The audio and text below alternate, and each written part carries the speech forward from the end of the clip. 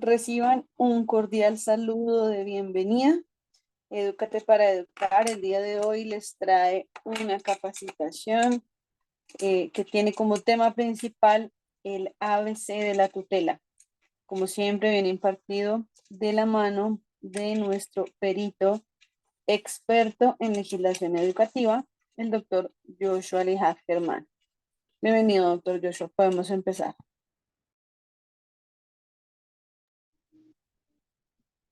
Muy buenas noches, muchas bendiciones. Y es un privilegio estar con ustedes. Estamos en vivo, 7:01 p.m. 7:01 p.m. de la noche. Estamos absoluta, total y radicalmente en vivo para las personas que están interesadas en el tema de la tutela. Entonces vamos a abordar este tema de la tutela, que tiene sus vórtices bien complicados y bien complejos, a pesar de ser un recurso mediante el cual se amparan derechos fundamentales y tiene unos objetivos. Eh, Hay algunas personas que a la altura del partido desconocen realmente cuál es la regulación, la reglamentación de la tutela.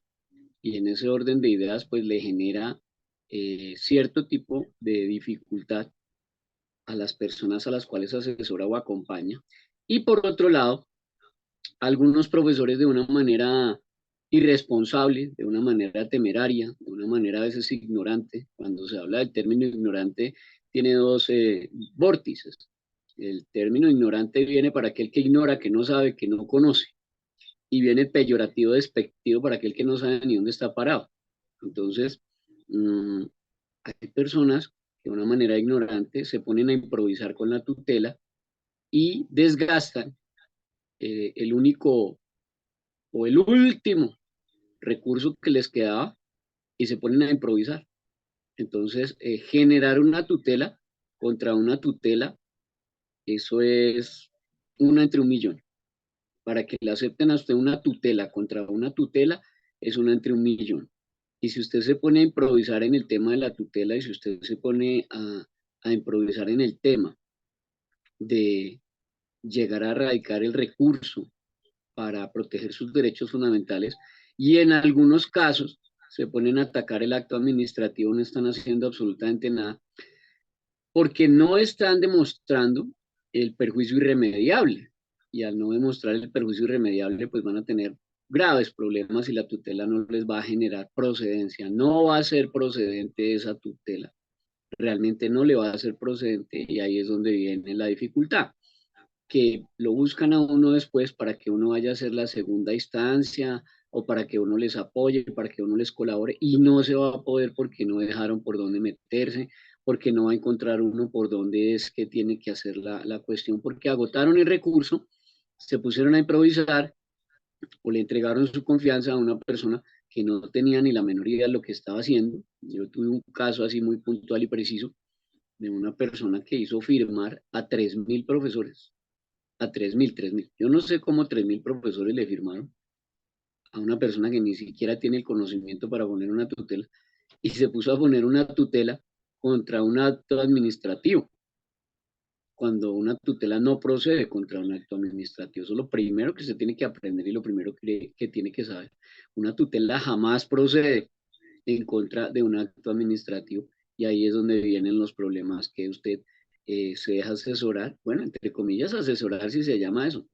Más bien se deja inducir al error de personas que no tienen el conocimiento, la experticia, el bagaje en el tema de la tutela y ahí viene realmente el problema porque agota usted el único recurso y el último recurso que le quedaba para poder, digamos, acceder a alguna cuestión en el tema de beneficios para su parte laboral o su parte académica cognitiva curricular o su parte de la resolución o la solicitud de un traslado, la erradicación de un cambio de jornada, de un cambio de ciudad, de un cambio de colegio, de que le reciban a usted la madre cabeza de familia como una figura legítima, de que le reciban a usted el prepensionado como una figura legítima, etcétera.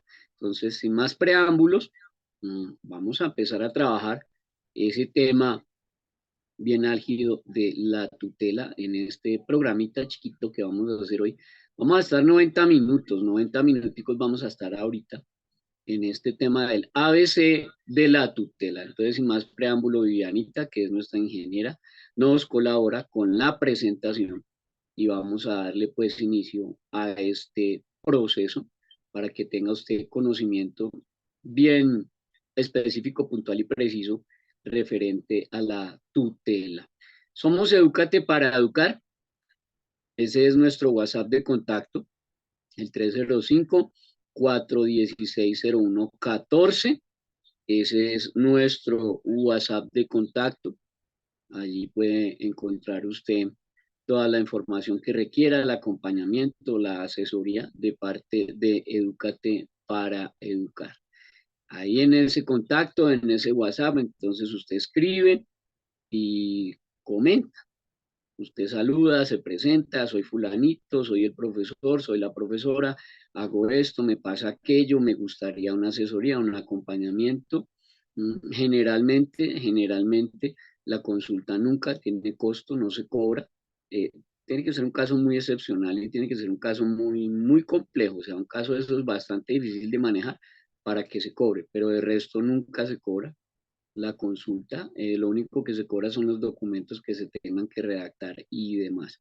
305-416-0114 y ahí aparece nuestra página web que es www.educateparaeducar.org. También tenemos el canal de YouTube en donde usted está viendo esta presentación, donde usted está viendo esta capacitación, en donde usted está viendo este video. Este canal lo abrimos el 5 de junio del 2020, 5 de junio del 2020, y a la fecha de hoy, nuestro canal de YouTube, que lo puede usted corroborar y comprobar allí, si ingresa a los detalles del canal, se enterará que tenemos 17.300 suscriptores, que tenemos 156 videos montados, que tenemos, adicional a ello, 306.686 visitas y visualizaciones a la fecha de hoy en nuestro canal de YouTube. Me presento como perito experto en legislación educativa a voces del artículo 408 de la ley 906 del 2004. ¿Y qué es un perito? Porque mucha gente no sabe ni qué es un perito y se confunde. Pues un perito, según el Código de Procedimiento Penal, la ley 906 del 2004, en su artículo 408 dice quiénes pueden ser peritos. Y dice que podrán ser peritos los siguientes: las personas que tienen un título legalmente reconocido en una respectiva ciencia técnica o arte, y en circunstancias diferentes puede ser también reconocido o nombrado como perito las personas de reconocido entendimiento en la respectiva ciencia técnica, arte, oficio o afición, aunque carezca de título, que es lo que aplica para mi caso. Yo no ostento el título ni la tarjeta profesional de abogado, soy solamente perito y soy un perito, coma, experto en legislación educativa. ¿Y por qué coma? Pues porque si yo digo perito experto es un pleonasmo. Ya el hecho de ser perito ya me hace experto. Entonces no necesito decir perito, perito o experto, experto, o perito, experto, o salir para afuera, o entrar para adentro, o bajar para abajo y subir para arriba. No, no necesito el pleonasmo. Es perito, coma, experto en legislación educativa. A los efectos de la cualificación del perito podrán utilizarse todos los medios de prueba admisibles, incluido el propio testimonio del declarante que se presenta como perito. Entonces yo aquí, en esta grabación, me presento y me declaro como perito desde su definición del latín peritus, teniendo en cuenta que perito es una persona experimentada y lo entendida en una ciencia o arte, y que el perito es el experto en una determinada materia que gracias a sus conocimientos actúa como fuente de consulta para la resolución de conflictos. ¿Qué me hace perito? He dictado a la fecha de hoy 3.296 seminarios y conferencias desde hace 18 años que empecé en este tema. Hace 18 años empecé en este tema y llevo 3.296 seminarios y conferencias en legislación educativa. Soy autor de 4 libros en legislación educativa y soy el autor de las tutelas T de tutela 532 de 2020 y T de tutela 337 del 2022, ambas tutelas revisadas en sede de la Corte Constitucional, sede de revisión. El primer libro es Legislación Educativa 2020, que habla de la ruta de atención escolar y el debido proceso. Tiene 264 páginas y habla de la legislación educativa hasta 2020.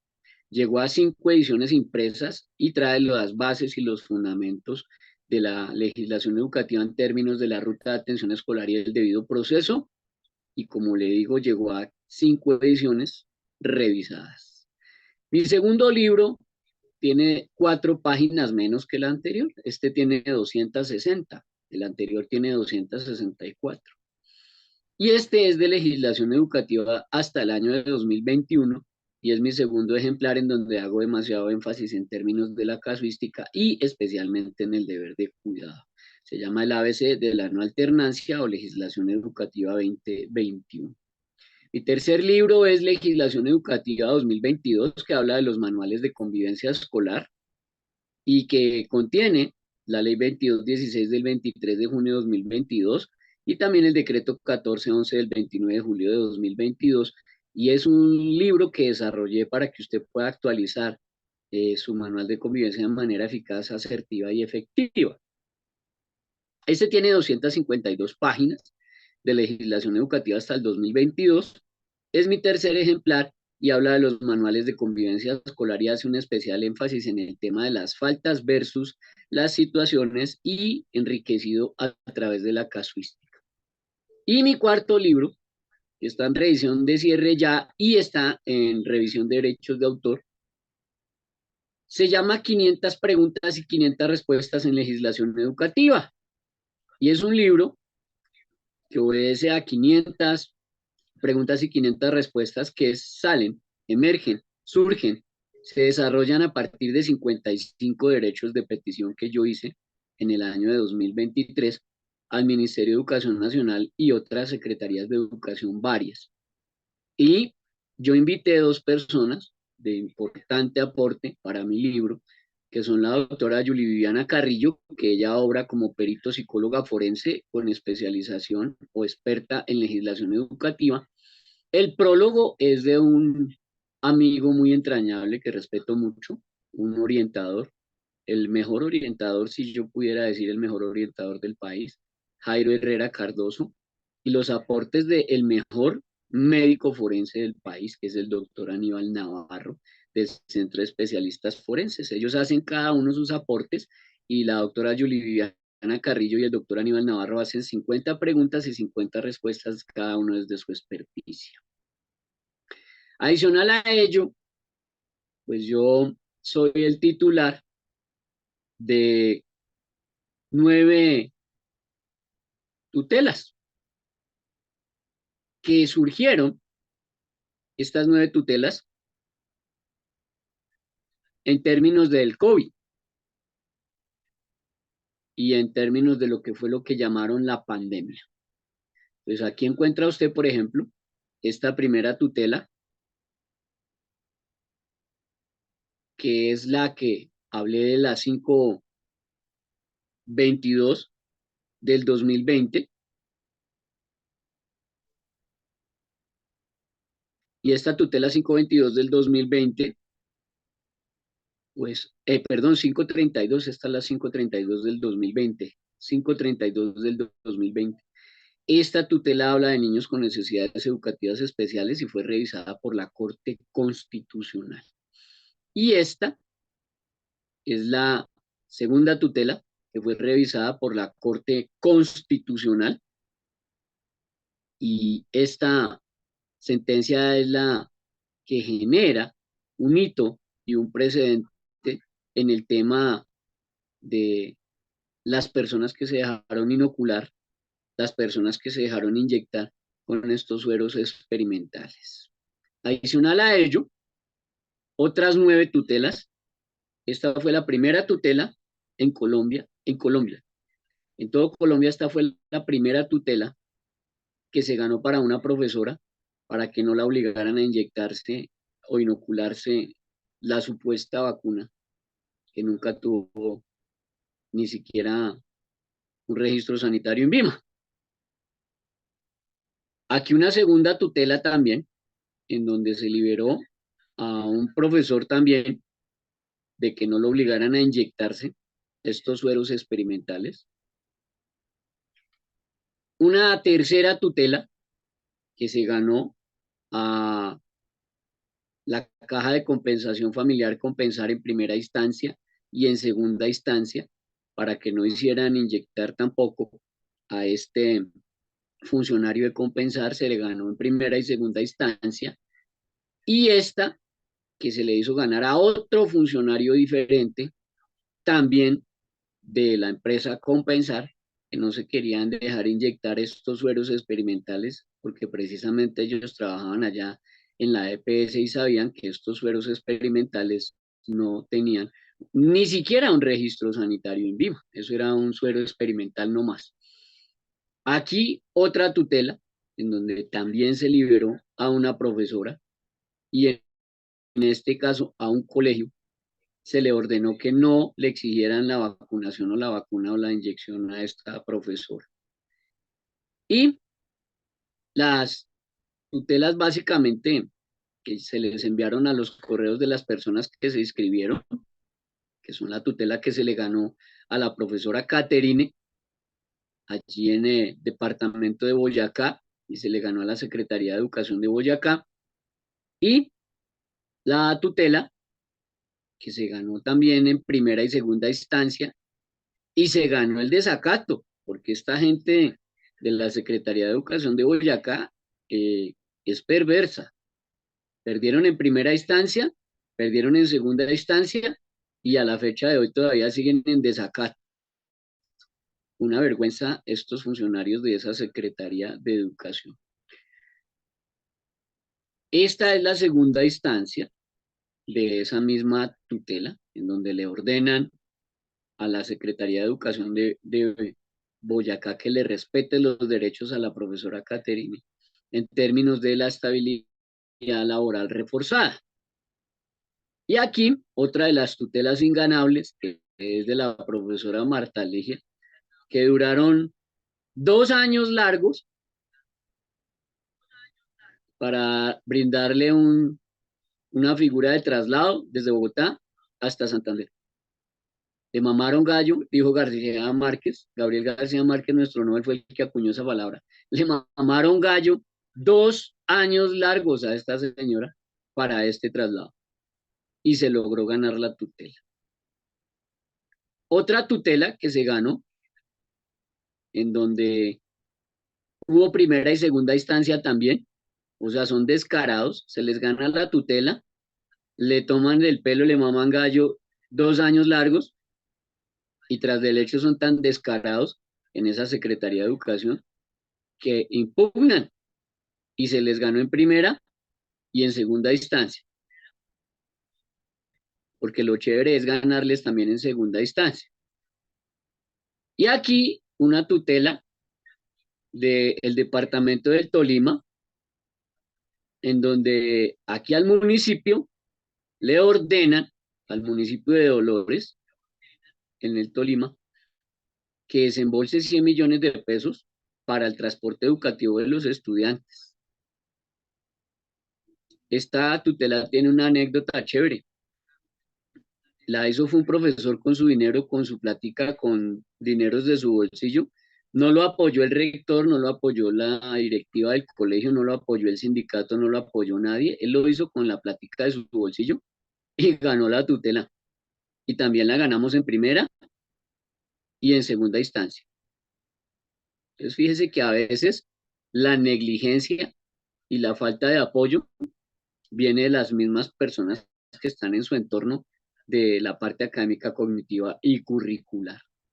Entonces, pues, delicado asunto, delicado asunto.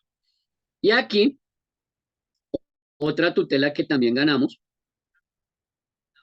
en términos de estabilidad laboral reforzada, y aquí es donde le establecen unas pautas, unos parámetros eh, para que le generen una estabilidad laboral reforzada y la EPS le genere a las personas que están tutelando aquí un efecto de que le certifiquen que ha tenido una problemática mediante la cual esta persona ya necesita entrar a prepensión y entra a prepensión primero por el tiempo y segundo porque le generan unos daños y perjuicios a través de una situación laboral que le habían dicho que no, que eso no era laboral, que eso era normal, que eso el desgaste de la parte de la laringe y que la parte del oído y que el desgaste de la voz, que no, que eso era normalísimo, que eso era porque era así.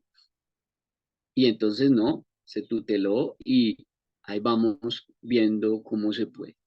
Por otro lado, aquí es donde se habla más del tema de la estabilidad laboral reforzada para que usted lo tenga claro. En ese aspecto es importante que usted tenga claro, la estabilidad laboral reforzada es una figura diferente al retén social. Son dos cosas diferentes y la gente las confunde. Son diferentes la estabilidad laboral reforzada al retén social. Esta es la estabilidad laboral reforzada, ¿sí? Que es el artículo 12 de la ley 790 del 22. Ahí le aclaro esa parte para que usted lo tenga bien específico.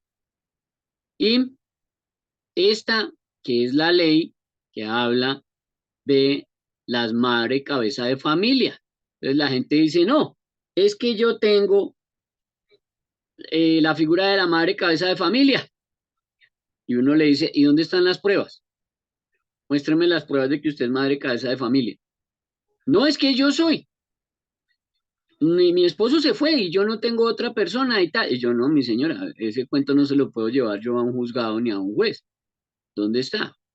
Entonces es importante que usted lea la ley 1232 del 2008 que habla de la madre cabeza de familia. Entonces, en ese orden de ideas es que usted encuentra las normas y las leyes que muchas veces usted ni siquiera conoce y que a la hora de que no las conoce, pues entonces ahí le meten a usted el gol. ¿Y por qué le meten el gol? Pues porque como usted no tiene el conocimiento, a la hora de no tener el conocimiento, pues entonces se le meten por el lado que ellos quieren y como usted no tiene por dónde pelear, pues entonces usted sale perdiendo. Y este que es el decreto que habla de los prepensionados, que muchas veces se ponen a montar tutelas y ni siquiera saben cuál es la norma legislada vigente que se está trabajando y que se está generando para esa legislación educativa de ese aporte y de ese aspecto. Entonces, para que usted lo tenga bien claro, para que usted lo tenga bien definido, para que usted lo tenga bien estructurado, ahí le puse las normas de los tres aspectos que usted quiere ver. Entonces, primero, prepensionados. Decreto número 1415 del 4 de noviembre del 2021. Ese es prepensionados. El tema de las madres cabeza de familia, pues la ley 1232 del 2008. Y por otro lado, el tema de la estabilidad laboral reforzada, que es la protección que genera el artículo 12 de la ley 790 del 2002. Entonces, a veces se ponen a tutelar y ni siquiera conocen las normas y ni siquiera conocen las leyes por las cuales ustedes están invocando o solicitando ese amparo. Y finalmente, aparece la circular 024 del 2023, 21 de julio del 2023, que luego la refrendaron al cierre de año y le metieron algunas cosillas nuevas, pero que no afecta, digamos, de fondo, de forma un poquito, pero de fondo no afecta las solicitudes y las exigencias que empiezan a hacer las secretarías de educación en muchos aspectos de cuando lo van a elegir a usted en el retén social y para eso usted tiene estabilidad laboral reforzada o no. En ese orden de ideas, entonces aparece, digamos, como un abanico de circunstancias mediante las cuales a usted le van a dar una estabilidad laboral reforzada y lo van a amparar. El primero es la enfermedad catastrófica o algún tipo de discapacidad. Entonces puede ser usted un profesor que es invidente o un profesor que es ciego o un profesor que es sordo o hipoacúsico, o un profesor que está en silla de ruedas, o un profesor que tiene alguna discapacidad. Eso lo genera la sentencia SU 087 del 2022. A veces tutelan y ni siquiera nombran la jurisprudencia.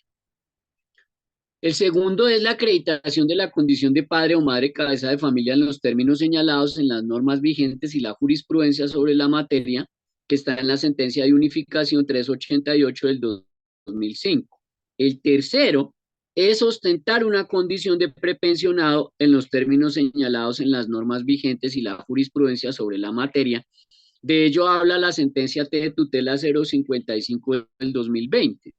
Y el cuarto, que es tener la condición de empleado amparado con un fuero sindical que se desprende del artículo 406 del Código Sustantivo del Trabajo, que fue modificado luego por el artículo 12 de la Ley 584 del 2000. Entonces, para estos 4 ítems, eso no es que yo los invoco y yo dije, no es que yo soy. Usted tiene que tener elementos materiales probatorios. Usted no puede llegar allá a decirle al juez, no es que yo soy, o porque yo lo digo, o es que a mí se me ocurrió, o fue que yo pensaba, o fue que fue que. No, usted no puede llegar así. Entonces, esos aspectos tiene que tenerlos usted bien claro. Y otro sofisma distractivo y otra inducción a error que yo veía mucho en las redes sociales, en muchos grupos, y con muchos personajes que salen ahí subrepticios, que son puros personajes que no tienen el conocimiento, no tienen la experticia, no tienen el bagaje, no tienen el conocimiento real en el tema y simplemente son influencers de ocasión y salen ahí es simplemente como por llamar gente y como si fueran unos influencers de estos juveniles a meter a la gente, a inducirlos al error. Oiga, cuando a usted lo induzcan al error y usted sepa que un fulano de eso salió a inventar allá pendejadas y tonterías y que usted por culpa de eso le hizo caso y perdió la oportunidad de su tutela, denúncielo penalmente. Denúncielo penalmente, le cabe denuncia penal. Si usted consigue la grabación y en esa grabación ese fulano induce al error y dice un poco de tonterías y bobadas que no son, denúncielo penal. Los artículos son 182, el agravante es el 183 y el 184 del Código Penal. Denúncielo, sin miedo, porque le hizo perder a usted una oportunidad laboral y le está dañando la comidita de sus hijos. Este tema es el de aclarar que la educadora provisional que está embarazada no se encuentra en estas órdenes enunciadas que yo les leí, que son 4, ya que se deberá dar un tratamiento diferencial, puesto que su retiro motivado debe fundarse en provisión definitiva del cargo por haberse adelantado un concurso de méritos, o sea que está justificado y está legalizado, o sea, es legitimado porque ganaron el concurso del mérito y está por encima del concurso de mérito que la condición de embarazo. Eso es importante que usted lo sepa. Y eso lo definió la sentencia de unificación 070 del 2013. Y esa sentencia SU 070 del 2013 de la Corte Constitucional señaló en su momento que si el cargo sale a concurso, el último cargo a proveerse por quienes lo hayan ganado deberá ser el de la mujer embarazada. Le hace el último cargo, no que vaya a quedarse ahí en ese puesto que porque está embarazada. Es el último que van a entregar, pero igual la van a sacar. Lo anterior teniendo en cuenta que el cargo a ser proveído y esa plaza laboral en que se desempeñara esa profesora embarazada, la va a desempeñar ahora el que gane el concurso. Y debe ser el mismo para el que aplicó en el concurso. Cuando deba surtirse el cargo de esta mujer embarazada o esta profesora lactante por quien ganó el concurso de méritos, pues obviamente se deberá pagar a la mujer embarazada o la profesora embarazada la protección que consiste en el pago de prestaciones que le garanticen su licencia de maternidad, o sea, los 120 días que le pagan y a Dios que le vaya bien. Entonces, de tal manera que no hay una figura de estabilidad laboral reforzada para esta profesora, como algunos decían de manera ignorante, como hacían inducir al error a los profesores de manera temeraria, hacían a las profesoras caer al error de manera temeraria, haciéndoles creer que sí. Del decreto 2591 de 1991. Eso es lo primero que usted tiene que leer cuando usted va a ir allá a que le hagan una tutela, cuando usted va a contratar a una persona para que le haga una tutela, cuando usted va a solicitar el servicio de una tutela. Lea, porque si usted no lee, por eso es que lo estafan, le roban su plata, le meten los dedos a la boca. El decreto 2591 de 1991, ese decreto es el que reglamenta la tutela. Cuando usted lee ese decreto, usted ya sabe cuándo procede, cuándo no procede, si la puede radicar, cuándo la debe radicar, cómo la debe radicar. Allí está toda la información. Usted lo único que necesita es leerlo. No necesita un doctorado en Derecho, no necesita una maestría en Derecho, no necesita un título en Derecho. Usted lo único que necesita es tener comprensión de lectura y sentido común. ¿Qué es una acción de tutela según dice la Corte Constitucional? La acción de tutela según la Corte Constitucional está consagrada en el artículo 86 de la Constitución Política y es un mecanismo judicial autónomo, subsidiario y sumario que les permite a todos los habitantes del territorio nacional acceder a una herramienta para la protección inmediata, protección inmediata, o sea, lo más rápido que usted va a encontrar, de sus derechos fundamentales cuando estos resulten amenazados o vulnerados. Mire las dos condiciones, que estén en amenaza o vulnerados. Amenaza o vulnerados. ¿Por quiénes? Por autoridades públicas, en este caso los de las Secretarías de Educación y la Comisión Nacional de Servicio Civil, y los señores allá de la Universidad Libre, que se inventaron un concurso que tuvo más de 50.000 quejas. Oiga, tuvo más de 50.000 quejas, y aquí en Colombia es el único país de corruptos en donde legitiman un concurso que tuvo 50.000 quejas. Es en el único país que usted encuentra esa corruptela tan brava. Ahora, ¿qué dice? Que se caracteriza por ser una acción informal, que no requiere tecnicismos jurídicos y que puede ser ejercida sin necesidad de un abogado por todas las personas sin distinción de nacionalidad, sexo, edad o etnia. Incluso extranjeros con residencia en Colombia pueden radicar tutela. Ahora mire lo que dice acá, que es una acción informal, o sea que no requiere un conocimiento, mejor dicho, de una casación o de una apelación a un caso penal. No, es una acción informal, pero que tiene que tener unas pautas, unos parámetros, un orden, una forma y un fondo, y que si usted quiere ir más a la fija, pues usted consulta con un experto o una persona que tenga la experticia, el conocimiento, el bagaje en realizarla. Pero según dice el artículo 86 de la Constitución Política, Carta Superior, no hay necesidad de abogado porque no tiene tecnicismos jurídicos y lo puede erradicar cualquier persona. ¿Quiénes pueden radicar o instaurar una acción de tutela? El artículo 10 de ese decreto 2591 del 91 establece que el recurso de amparo podrá ser ejercido por cualquier persona que ha visto vulnerada o amenazada sus derechos fundamentales o constitucionales, puede ir a erradicar esa tutela. Puede actuar en nombre propio, a través de un representante legal, o sea, contratar el abogado, o por medio de un apoderado judicial. A través de un representante legal es cuando es menor de edad, o cuando es un interdicto, o cuando es una persona que necesita una tutoría o un tutor. Y por otro lado, mediante un agente oficioso. ¿Cuál es el agente oficioso? La Defensoría del Pueblo, la Personería la Procuraduría General de la Nación y los defensores de familia.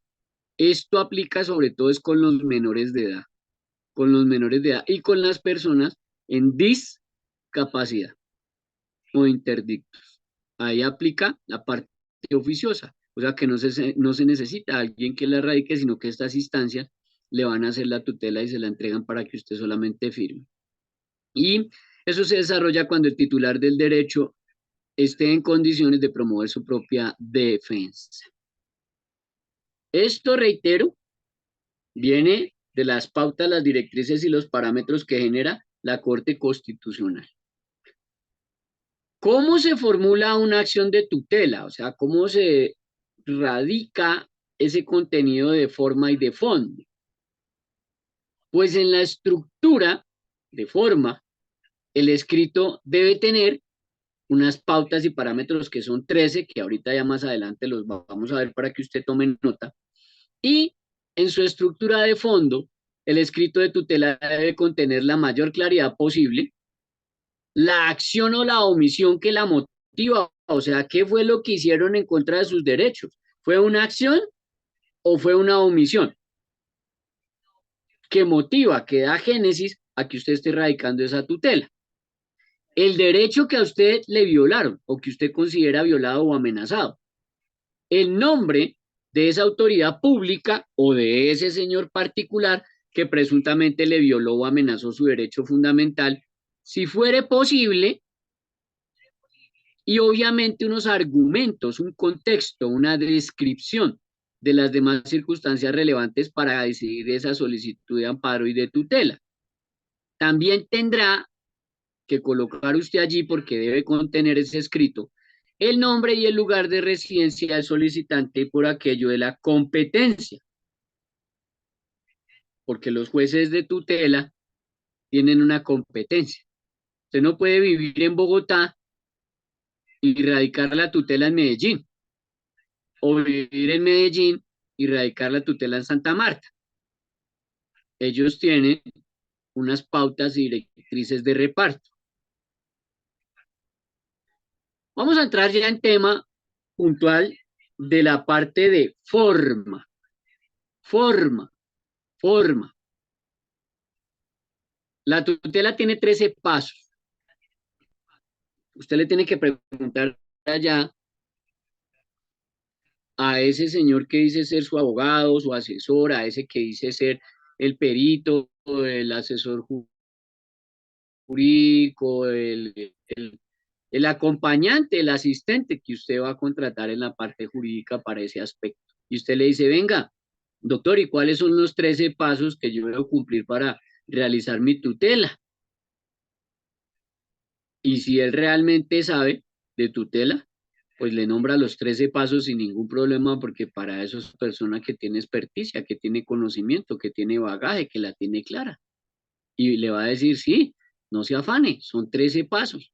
El primero es identificar la vulneración del derecho. ¿Cuál fue la amenaza o la vulneración a ese derecho que usted contempla como menoscabado, vulnerado, violado, inaplicado, desatendido?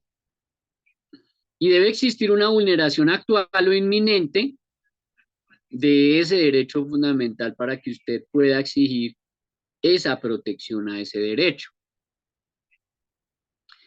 Algunos ejemplos de derecho fundamental, ¿cuáles son? Pues los de primer orden. ¿Cuáles serían los de primer orden? La vida, la salud, la educación, el trabajo, la vivienda digna, el debido proceso, la elección profesional, por ejemplo. En segundo lugar, o el segundo paso, es redactar el escrito de tutela. El escrito de tutela primero debe ser claro, conciso y legible. Eso no es una novela de Gabriel García Márquez, que usted le mete 60 páginas de una carreta que no la entiende nadie y que solo se entiende usted. No, eso tiene que ser un escrito claro, conciso y legible. Y además debe contener en su forma la siguiente información como mínimo.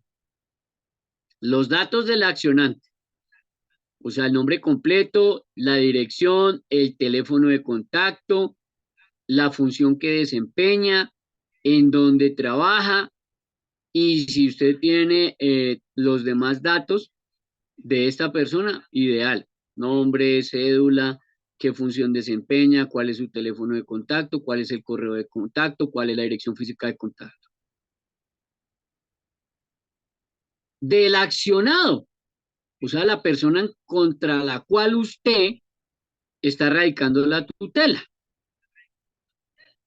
Entonces, si usted va a contratar una persona para que le haga la tutela, pues usted le tiene que suministrar todos los datos suyos de accionante, ya le dije cuáles, nombre completo, dirección, teléfono, arraigo, sus funciones, el colegio donde trabaja, desde cuándo, hasta cuándo, por qué. Y del accionado, usted le tiene que brindar también el nombre completo, la dirección, el correo, el teléfono de contacto, de notificación, etcétera. Usted tiene que suministrar los hechos que motivan la tutela, o sea, el contexto. Y ahorita más adelante le profundizo más en el tema del contexto. Y tiene que nombrar o citar usted cuáles fueron los derechos fundamentales vulnerados. Después de eso, cuáles son sus pretensiones, qué es lo que usted invoca, qué es lo que usted solicita, qué es lo que usted reclama, qué es lo que usted le está solicitando al juez. Después usted agrega las pruebas. O sea, las pruebas documentales, las pruebas testimoniales, los extrajuicios procesales juramentados, los links de noticias, de periódicos, de noticieros, de videos, etcétera. Eso es fundamental. El tercer paso es venir a radicar el escrito de tutela. El escrito de tutela se radica en tutela en línea. Ese cuento ya de que no, que vamos a ir allá a radicar un pocotón de papeles y una carpeta y eso, un mamotreto y un adefesio de papel, no. Ya salió el decreto que señala que no hay que imprimir ningún tipo de documentos para la tutela, que todo se hace virtual, que todo se hace con documento digital. Y ojalá usted se ponga a aportar documentos falsos y verá lo bien que le va a ir. Y ahorita más adelante le digo lo bien que le va y cuántos años de cárcel le da. Se radica en tutela en línea. Entonces, por ejemplo, nosotros trabajamos desde Bogotá, pero yo trabajo para todo el país.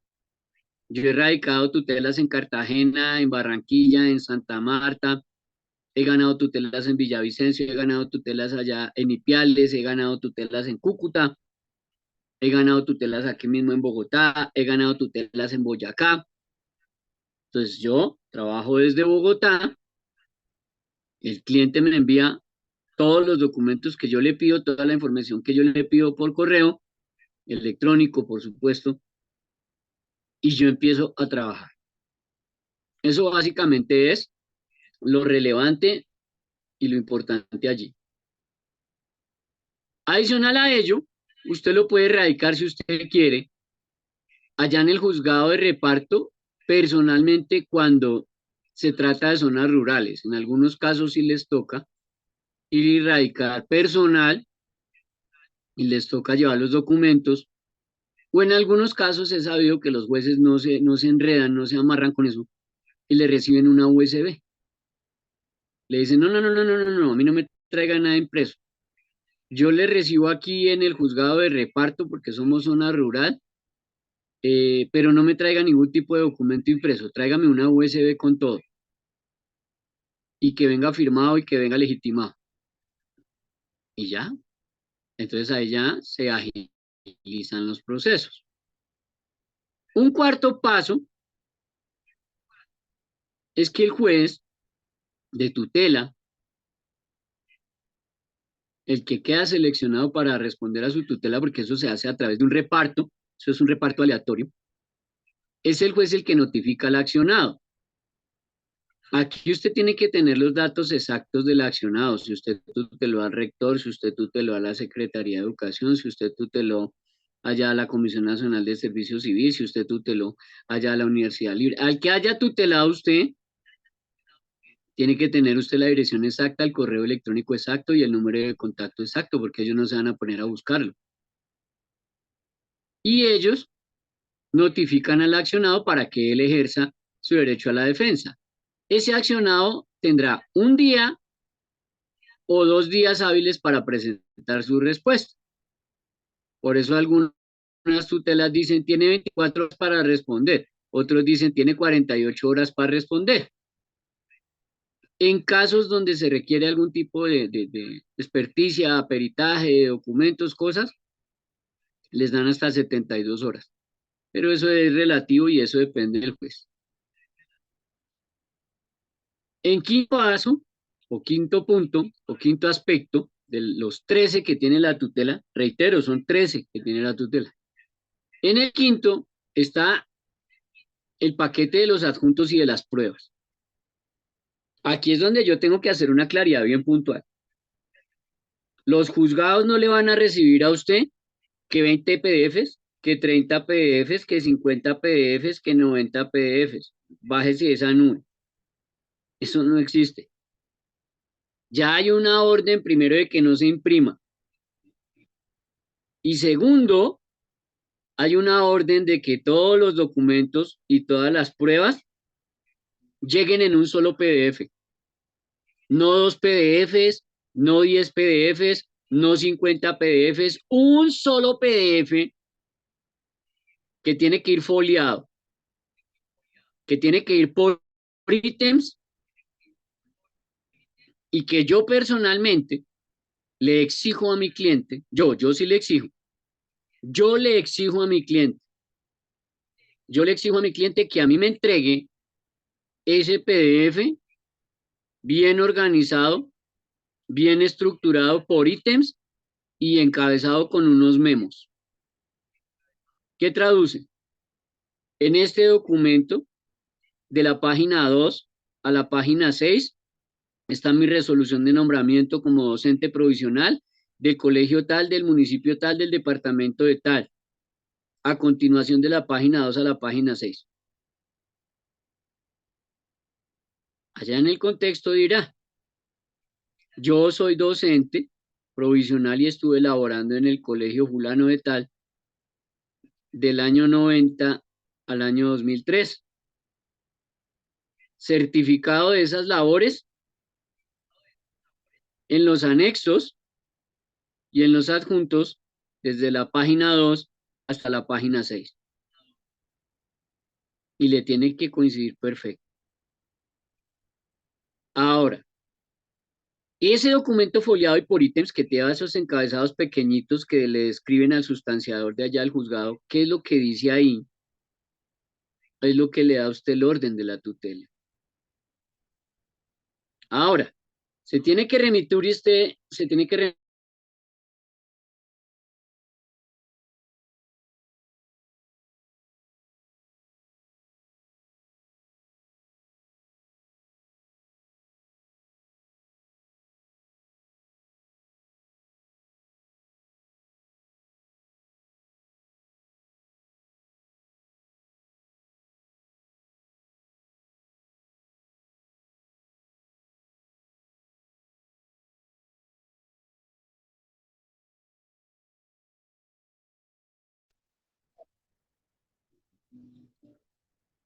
y en ese fallo de instancia,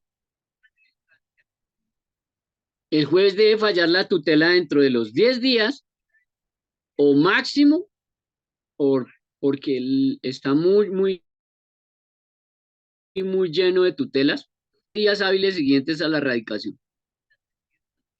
Me dicen aquí algunos profesores que se quedó congelado.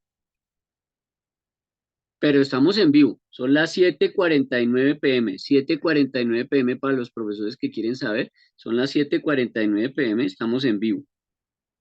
Entonces, si se quedó congelado, entonces ahí pues me avisan en el chat. Me mantienen informado a través del chat, por favor.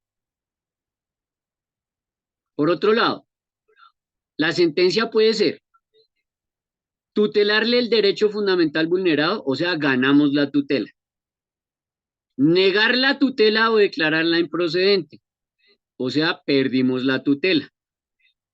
O tutelarlo, pero de carácter transitorio para proteger al accionante de los daños y perjuicios que se le puedan presentar. Ahí para que usted lo tenga claro, para que usted lo tenga bien definido. El séptimo paso de la tutela es el contexto, que es importantísimo y que este viene siendo el 80% de su tutela. Si la persona que le contrató a usted la tutela, al que usted le pagó, el que le hizo la tutela y se la radicó, no le enseñó estos 13 pasos, esa platica se perdió, lo estafaron, lo robaron, lo engañaron. Había que seguir estos 13 pasos para por lo menos ir a dar una buena pelea. En séptimo lugar, o séptimo paso, usted tiene que generar un contexto que debe ser primero cronológico, o sea, de los hechos más antiguos a los hechos más nuevos.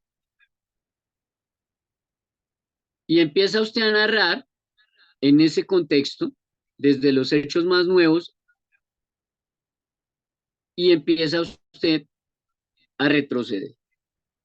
Entonces, su señoría, yo me llamo Pajarito Pérez, tengo 48 años, mi número de celular es 305-416-0114. Mi correo de contacto y notificación, educateparaeducar@yahoo.com. Yo resido en la ciudad de Bogotá, en la carrera 00, número 0500, del barrio 00 de la ciudad de Bogotá, en Cundinamarca. Tengo 48 años y soy portador de la cédula número 000000. Y yo funjo como educador.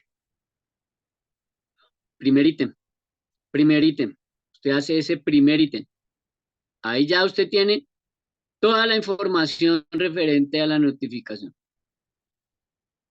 Y es claro, es preciso, es puntual y es coherente. Punto.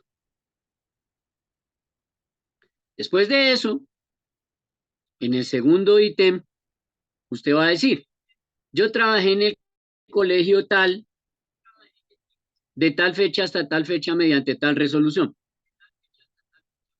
De allá me trasladaron a tal colegio de tal fecha a tal fecha mediante tal resolución. Y así hace usted un recorrido por todos los colegios que ha llegado con sus resoluciones y sus fechas. En el tercer ítem, usted va a hablar de su salud. Y en ese ítem, usted va a poner, yo sufro de migraña, tengo diagnóstico de diabetes, tengo VIH, tengo cáncer, tengo lupus, que es de lo que usted padece. Y yo padezco de esto. Adjunto diagnósticos en el PDF de pruebas desde la página 21 a la página 40. Entonces ya el sustanciador que lee ve que usted está organizado, que usted está ordenado y le va a parar bolas a su tutela. En el siguiente ítem usted va a poner, soy madre cabeza de familia, o soy prepensionado, o soy un sindicalista, o soy una persona que tiene una enfermedad desastrosa, o soy una persona que está bajo amenaza y fui desplazado. ¿Qué es lo que hace que usted necesite ese retén social? Eso es lo que usted tiene que poner de manera clara, precisa, puntual y coherente. Y tiene que ir congruente y exacto con las pruebas. Si no, no le funciona. En el siguiente ítem, usted va a colocar qué derechos le vulneraron. Me vulneraron la confianza legítima, me vulneraron el derecho al trabajo digno, me han menoscabado, me han vulnerado, violado, inaplicado el mínimo vital, el acceso al mínimo vital. me están menoscabando mi derecho a la salud porque me están echando, me sacaron a volar y yo tengo una enfermedad desastrosa.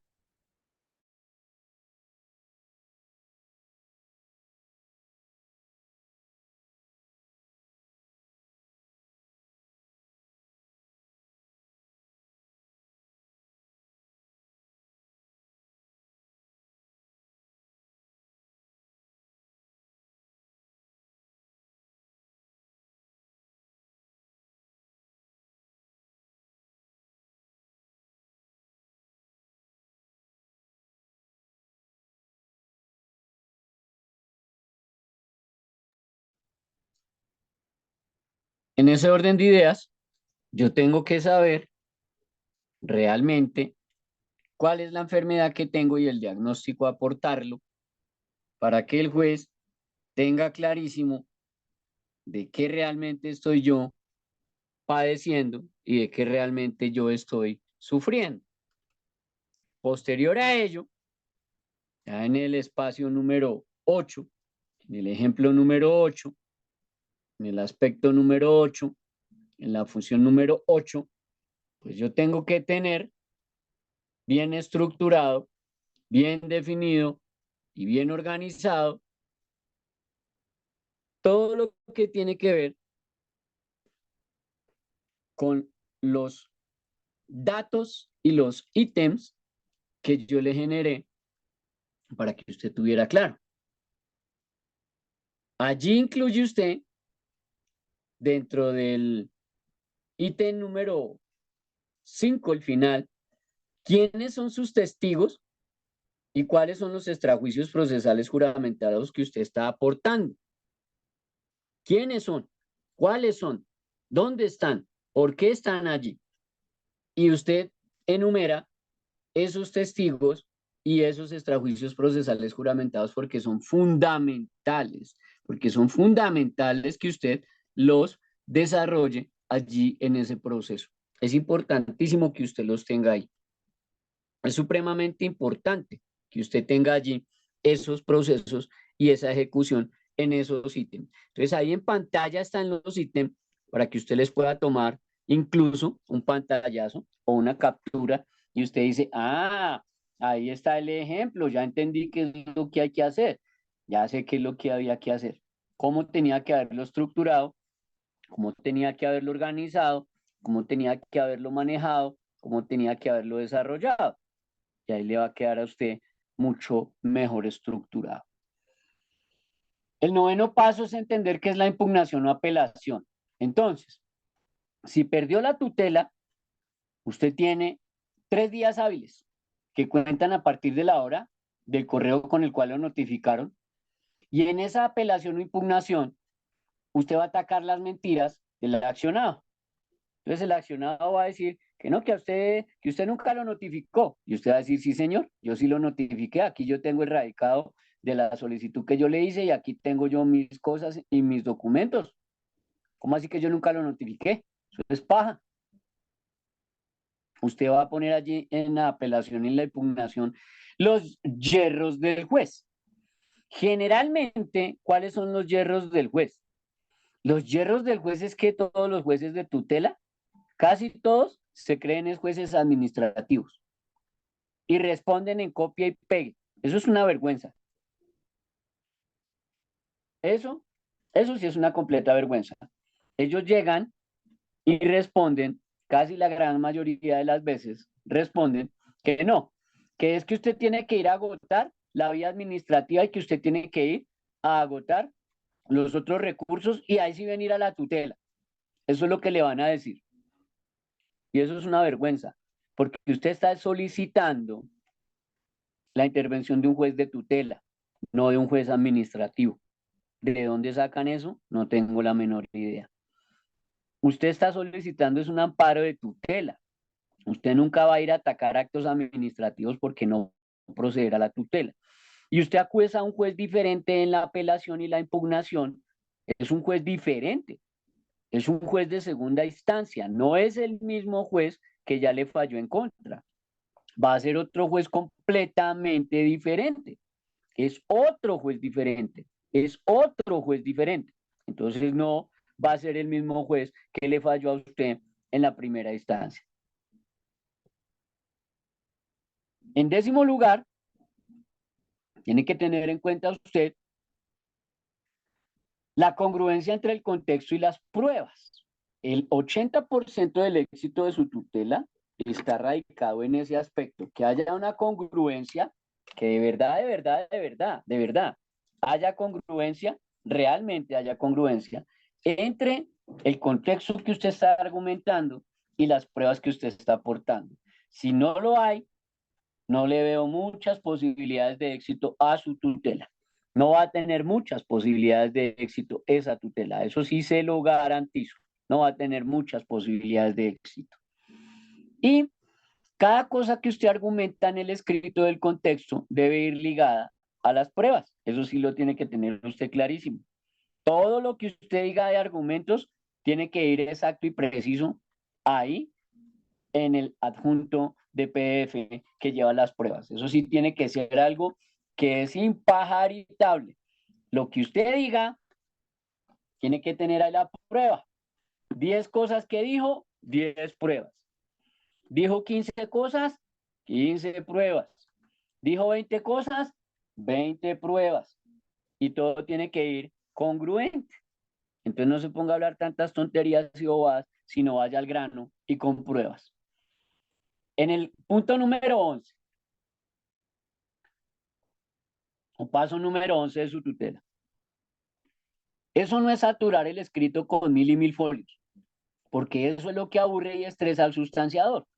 Póngase en el lugar del sustanciador. El sustanciador es el que recibe la tutela ya en el juzgado. Y el sustanciador recibe 1000 folios en un desorden el tremendo, porque ni siquiera van foliados, porque ni siquiera van ordenados, porque ni siquiera sabe qué es cada documento. Y usted entrega ahí es una mezcolanza de quién sabe qué. Y él no se va a poner a leer documento por documento, porque le están entrando entre 20 y 40 tutelas a un juzgado diarias.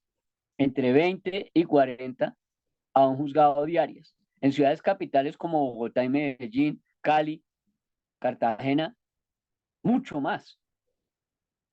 Entonces, eso lo aburre, lo va a estresar y simplemente no le va a parar bolas a su tutela. Ahora, por cada 20 cosas, 20 pruebas, por cada 10 cosas, 10 pruebas. Y que tengan congruencia entre lo que usted dice, entre lo que usted ha dicho, entre lo que usted está argumentando y lo que usted está aportando como pruebas. Cuando no hay la prueba, es que se utiliza el extrajuicio procesal juramentado. Es cuando no hay la prueba que usted utiliza el extrajuicio procesal juramentado. Procure, sí, no incurrir, porque se va a meter en problemas graves. No incurrir usted, no incurra en un falso testimonio, que traduce el que en actuación judicial o administrativa, bajo la gravedad del juramento, ante autoridad competente falta a la verdad o la calla total o parcialmente, le van a dar prisión de 6 a 12 años. Pero acuérdese que eso también aplica para los que son accionados y responden con mentiras y falacias. O sea, ese funcionario público allá de la Secretaría de Educación que llegó y dijo que usted nunca radicó los documentos, pero usted tiene el pantallazo de que sí lo radicó, clávele su denuncia penal. Clávele su denuncia penal. No lo piense. Clávele su denuncia penal.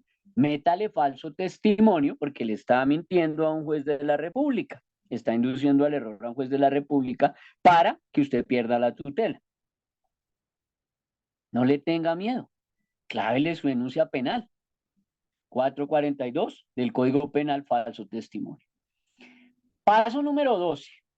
Los contactos de notificación deben ser bien verificados. Usted ya tiene al accionado. Entonces el accionado es la Comisión Nacional de Servicios Civil. Verifique bien los correos. Verifique bien las direcciones y los teléfonos. Verifique bien que usted tuteló la Secretaría de Educación. Verifique. Mire, una Secretaría de Educación, hubo una Secretaría de Educación que mandó un correo a los profesores que el correo no existe. Tan de mala fe, tan de mala fe, tan mentirosos, tan grotescos, tan vulgares, tan sucios, asquerosos, repugnantes son estos funcionarios que pusieron un correo que no existe. Y muchos de los profesores mandaron sus documentos y sus papeles a ese correo y después salieron a decir, ay, ofrecemos disculpas, es que el correo lo mandamos mal. Pusieron .go.co y era .edu.co. Así de sucios y de malandrines son en esas secretarías de educación. Y hay muchos ignorantes que todavía los defienden. Mequetrefe es una palabra que yo uso mucho para este tipo de funcionarios. Me parecen unos mequetrefes o mequetrefa. Y por eso lo pongo aquí en pantalla. Porque la gente a veces se ofende. No sabe ni siquiera etimología y se ofende. Por ahí me salió una vez en una capacitación que tuve con pizarra digital, una profesora. Qué vergüenza esa señora, disque profesora. Y me pone en el muro del chat, ay, no les diga mequetrefes a los funcionarios de las secretarías de educación que ellos no son mequetrefes. Los mequetrefes no existen, no sea irrespetuoso. Y yo, a ver, señora, no le digo mequetrefa para no faltarle al respeto, pero eso es lo que usted es. Es una persona entremetida, bulliciosa y de poco provecho. Eso es un mequetrefe, un fantoche, un mamarracho, un zascandil. Eso es un mequetrefe. Esos son esos señores que salen con esas jugadas sucias para que usted pierda la tutela.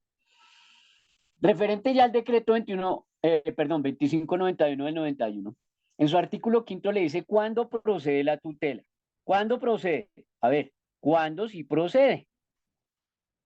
La tutela procede contra toda acción u omisión de las autoridades públicas que haya violado o que viole o que amenace violar cualquiera de los derechos de que trata el artículo segundo de esta ley, o sea, derechos fundamentales.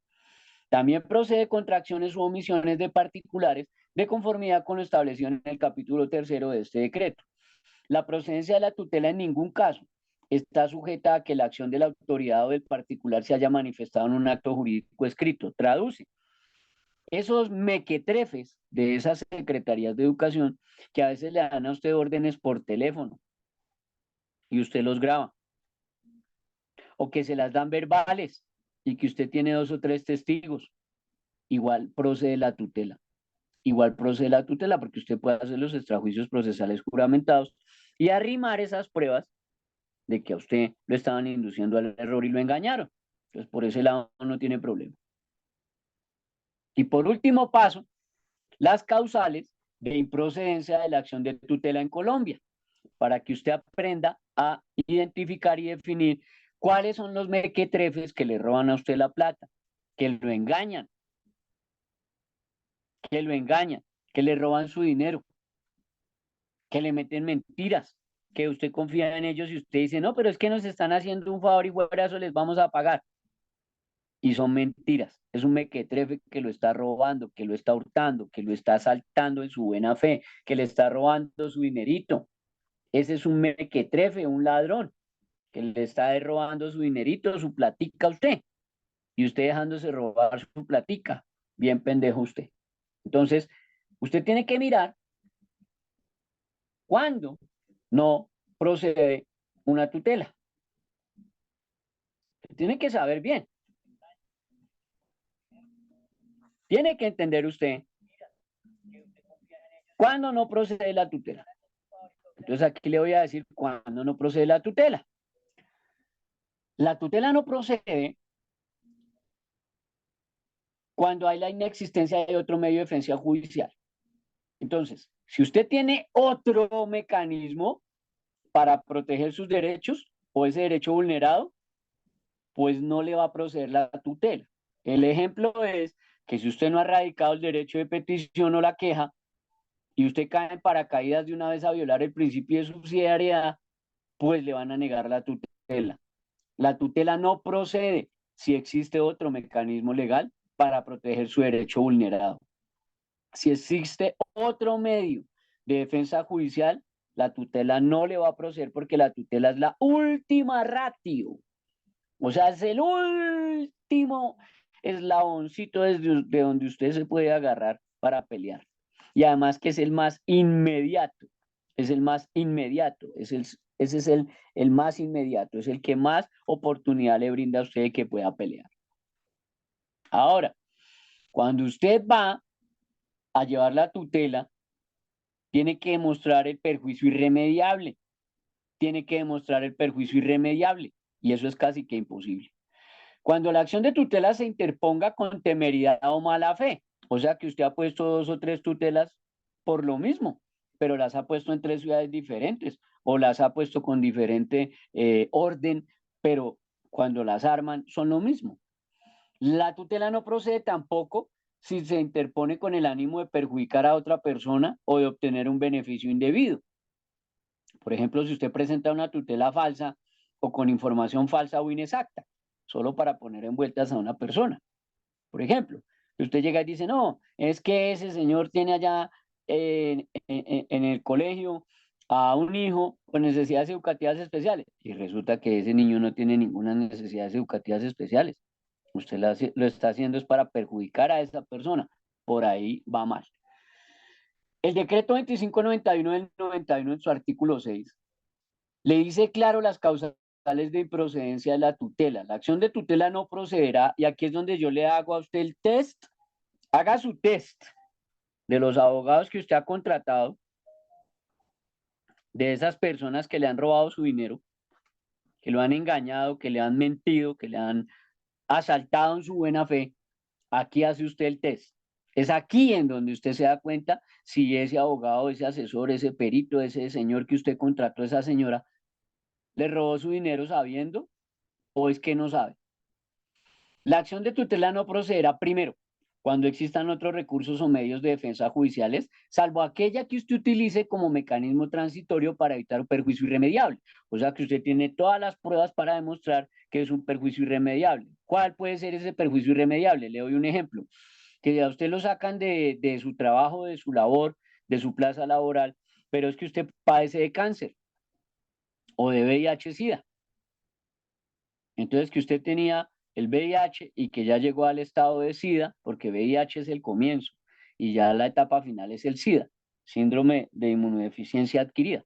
Entonces, que usted lo sacan de su trabajo y usted se va a quedar sin sus medicamentos, o que usted tiene un lupus, o que usted tiene un cáncer y le va a pasar lo mismo, o que usted tenía una cirugía que ya se la habían programado y lo van a sacar del trabajo.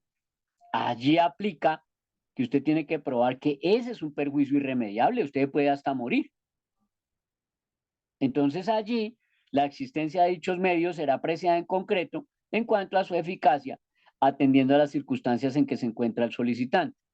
En segundo lugar, la acción de tutela no procederá cuando para proteger el derecho usted pueda invocar el recurso del habeas corpus. En ese caso, pues es una persona que la privaron de su libertad. Entonces no aplica aquí para los profesores ni para lo que estamos hablando, pero es el segundo ítem del artículo 6 del decreto 2591 de 1991. El tercero es cuando usted pretenda proteger derechos colectivos, tales como la paz y los demás mencionados en el artículo 88 de la Constitución. Sin embargo, lo anterior no obsta para que el titular solicite la tutela de sus derechos amenazados o violados en situaciones que comprometan intereses o derechos colectivos, siempre que se trate de impedir un perjuicio irremediable. Por ejemplo, le doy un ejemplo, que en su conjunto, ustedes son un conjunto residencial y ustedes están como una figura de persona jurídica y fueron y les llevaron los recibos como persona natural.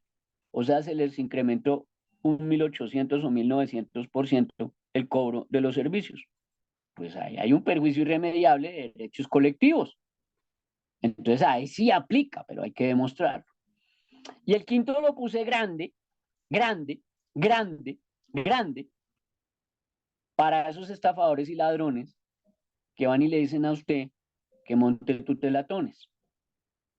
Venga, las tutelatones no aplican cuando se trata de actos de carácter general, impersonal y abstracto, o sea, actos administrativos. La tutela no aplica contra actos administrativos, no sea terco. Contra los actos administrativos lo que procede es otra figura completamente diferente que se llama la nulidad del acto administrativo y el restablecimiento del derecho.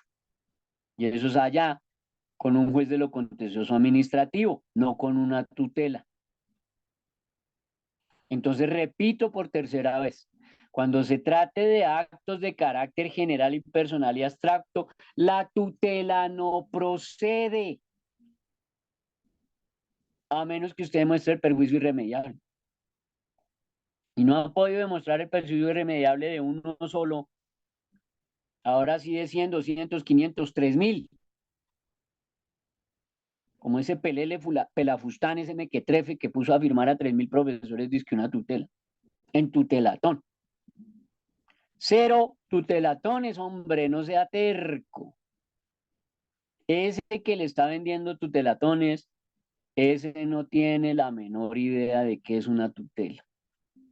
Se lo está diciendo, es la misma norma. Se lo está diciendo el decreto 2591 de 1991 en su artículo 6, causales de improcedencia de la tutela. La acción de tutela no procederá cuando se trate de actos de carácter general, impersonal y abstracto, o sea, 0 tutelatones. Deje de estarse dejando meter los dedos a la boca y dejándose estafar de mequetrefes que ni siquiera saben qué es una tutela. Hombre, no se lo estoy diciendo yo, se lo está diciendo el decreto que reglamenta la tutela. 0 tutelatones, 0 tutelas masivas. Quien le indique esas dos alternativas no sabe de tutela, no conoce el decreto que reglamenta la tutela, le está robando su plata, lo está perjudicando. No sea terco. Cuando la acción de tutela se interponga con temeridad o mala fe, o sea, 2 o 3 veces la misma tutela o para causar un daño, un perjuicio a otra persona. La tutela no procede si se interpone con el ánimo de perjudicar a otra persona o de obtener un beneficio indebido. Ejemplo, si se presenta una tutela falsa o con información falsa o inexacta. El decreto 2591 de 1991 también señala que es la última ratio cuando usted la utiliza como un mecanismo transitorio. Un mecanismo transitorio. ¿Qué traduce un mecanismo transitorio? Pues que usted necesita es que le amparen y le protejan sus derechos es ya, de inmediato.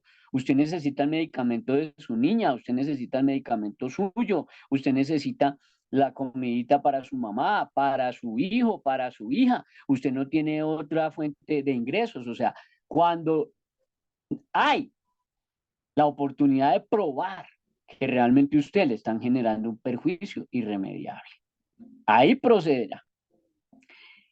Ahí es donde sí la tutela procede, pero como un mecanismo transitorio.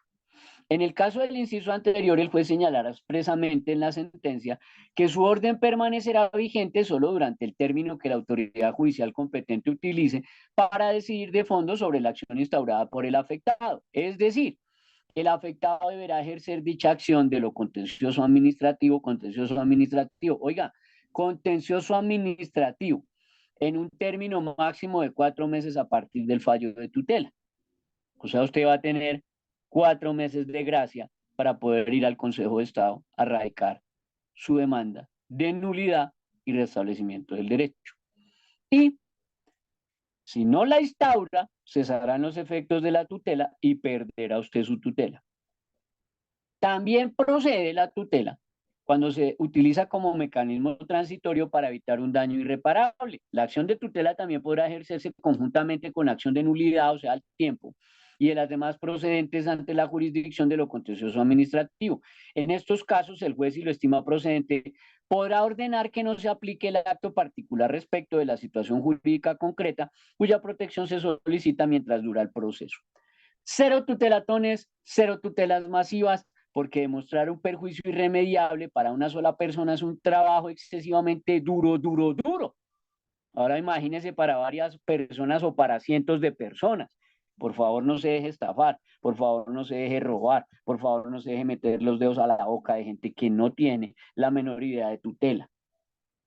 y salen allá a decir que son expertos, y salen allá a decir que son titulados, y salen allá a decir que es que yo soy, mejor dicho, el mago Mandrake. Olvídelo, si ni siquiera se conoce el decreto que reglamenta la tutela, ahora sí vas a ver cómo va a sacar una tutela masiva o una tutela.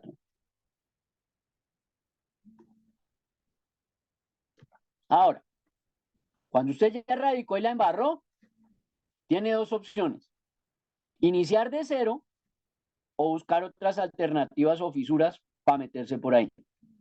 Lo que sí le toca es eludir la temeridad. Repito, cuando usted ya radicó la tutela y la embarró, la perdió, y fue a la apelación y la perdió, le toca iniciar desde cero, pero le toca buscar otras alternativas o fisuras para poderse meter. Y le toca eludir la temeridad. Obviamente que se puede cuando usted sabe lo que hace.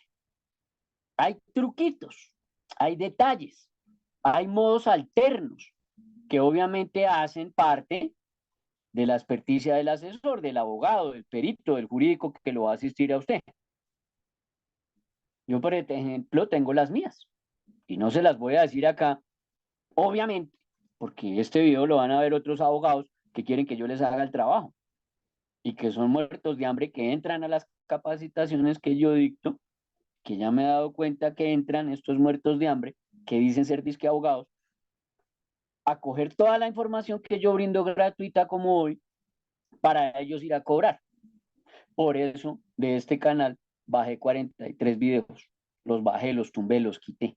43 videos quité de este canal. Por culpa de esos mequetrefes. Algunos de Cúcuta, otros de Pasto, otros de Ibagué, en Tolima, y otros allá en Valledupar.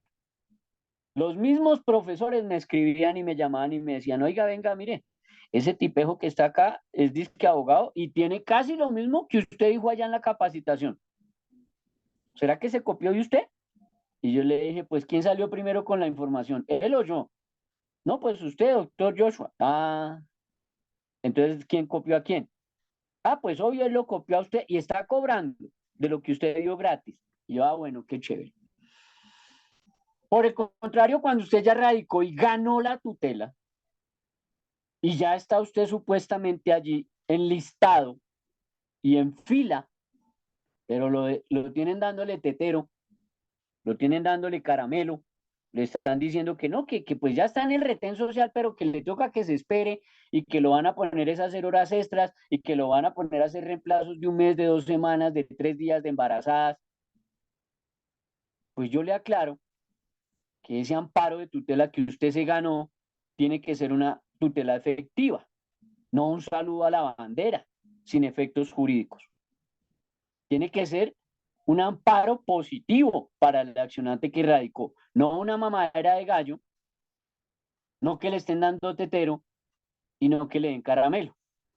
El Estado tiene una responsabilidad y usted tiene que ir a recordársela de manera efectiva, porque si usted no se la recuerda, al Estado se le olvida. Si su abogado o asesor no le enseñó y no le ilustró en estos 13 puntos, esa plática se perdió. Lo robaron, lo estafaron, esa plática se perdió. Si su abogado le salió con el cuento que la tutelatón o la tutela masiva, ese ladrón estafador lo tumbó. Ni siquiera le enseñó que tocaba demostrar el perjuicio irremediable. Y cierro, y me despido, hablándole en Colombia de las enfermedades ruinosas o catastróficas que preguntan muchos profesores que cuáles son, que tratan, que si yo aplico, qué tal. Las enfermedades ruinosas o catastróficas son aquellas que representan una alta complejidad técnica en su manejo, que se manejan con alto costo, baja ocurrencia y un bajo costo de efectividad en su tratamiento. Eso es lo que dijo la Corte Constitucional, no me lo inventé yo, esto es de Corte Constitucional. ¿Cuáles son las características de estas enfermedades ruinosas? Pues que son de alta complejidad técnica, o sea que requieren de profesionales altamente especializados y de una tecnología de punta para abordar su tratamiento, que son de alto costo, o sea que los tratamientos suelen ser muy costosos y pueden superar la capacidad financiera y económica de los pacientes y de sus familias, que son de baja ocurrencia, o sea que son enfermedades poco frecuentes, lo que dificulta la investigación y el desarrollo de tratamientos mucho más económicos. Y que la relación de bajo costo-efectividad es que los tratamientos pueden tener un impacto limitado en la calidad de vida de los pacientes y en la supervivencia de los mismos. Ejemplos de enfermedades ruinosas. Tenemos el cáncer, el VIH-Sida, las enfermedades renales crónicas, las enfermedades autoinmunes, las enfermedades neurodegenerativas y las enfermedades raras o las que llaman huérfanas. En Colombia, estas enfermedades ruinosas son cubiertas por el Sistema General de Seguridad Social en Salud. Si no se lo cubre, pues usted tiene que ir a colocar la tutela y a denunciar y a demandar porque le están generando un daño a su vida, a su integridad y a su persona. Esa era la capacitación en el tema del ABC de la tutela. Si usted está interesado, si a usted le interesa que nosotros revisemos el caso y que le hagamos un análisis, un estudio, vuelvo y repito, que le hagamos un análisis y un estudio. Repito, le vamos a hacer un análisis y un estudio y veremos si procede una tutela y una procedibilidad de su tutela. Si hay una oportunidad, un huequito, una fisura, un rotico por donde meternos, a pesar de que usted ya la embarró o a pesar de que usted no hizo lo que tenía que hacer a tiempo y perdió su tutela, le podemos hacer un análisis de viabilidad. Y en ese análisis de viabilidad, pues miramos a ver si cabe colocar la tutela y cabe radicar una tutela, a pesar de que usted haya perdido ya una tutela, pero encontramos por dónde meternos. Si encontramos por dónde meternos, nosotros le hacemos. Si encontramos por dónde meternos, nosotros le hacemos. Usted nos comunica de su caso, ahí al 305-416-0114, y nosotros miramos la viabilidad de su tutela y miramos a ver si le podemos colaborar y miramos a ver si le podemos ayudar. Esa fue la capacitación. Tome este link, cópielo, péguelo y compártalo con sus colegas y contactos que usted considera que le hacen falta. No se deje estafar con ese cuento de las tutelatones y no se deje estafar y robar con ese cuento de las tutelas masivas. Cada caso es completamente diferente. Cada caso es completamente diferente. Y por supuesto que su acto administrativo es para usted. Es para usted. A usted no le generaron un acto administrativo para contratarlo en grupo, ni le pagan el sueldo por docenas. Es a usted. Entonces, espero haber sido útil, espero que le haya gustado la capacitación y espero que la información haya sido de su agrado. Espero realmente que le sirva y espero que usted la comparta. Mil bendiciones. Muchísimas gracias por su atención. Son las 8:28 p.m. 8:28 p.m. Estamos en vivo. Que mi Dios me los bendiga. Una feliz noche.